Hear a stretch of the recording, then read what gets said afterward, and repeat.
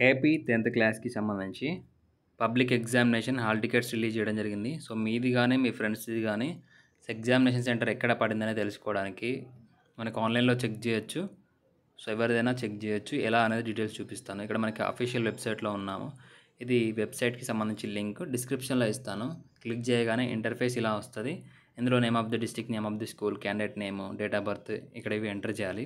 So, first మీది గాని, మీ ఫ్రెండ్‌ది గాని ఏ డిస్ట్రిక్టో ఆ డిస్ట్రిక్ట్ సెలెక్ట్ చేసుకోండి. సెలెక్ట్ చేసుకున్న తర్వాత స్కూల్ నేమ్ అడుగుతుంది. స్కూల్ నేమ్ కూడా సెలెక్ట్ చేసుకోండి.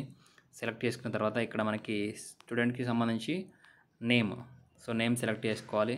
ఇక్కడ డేట్ ఆఫ్ బర్త్ అనేది మీకు తెలిస్తే ఇవ్వండి. తెలవకపోతే నో ప్రాబ్లమ్. ఏదో ఒకటి ఇచ్చినా గానీ మీకు హాల్ టికెట్ అనేది డౌన్‌లోడ్ అయిపోతది. సో, డౌన్‌లోడ్ హాల్ టికెట్ మీద క్లిక్ చేయగానే మీకు సంబంధించి హాల్ టికెట్ అనేది వచ్చేస్తది. సో, ఎవరి హాల్ టికెట్ అయినా మీరు ఇలా డౌన్‌లోడ్ చేసి చెక్ చేయొచ్చు. ఎగ్జామినేషన్ సెంటర్ ఎక్కడ పడిందో తెలుసుకోవచ్చు. ఇక్కడ మనకి మీ స్కూల్ నేమ్ ఏంటనేది ఇక్కడ చూపిస్తది. అలాగే మీకు ఎగ్జామ్ పడిన సెంటర్ ఏంటనేది చూపిస్తది. ఇందులో మెయిన్‌గా మీరు చెక్ చేసుకోవాల్సింది సెంటర్ కోడ్.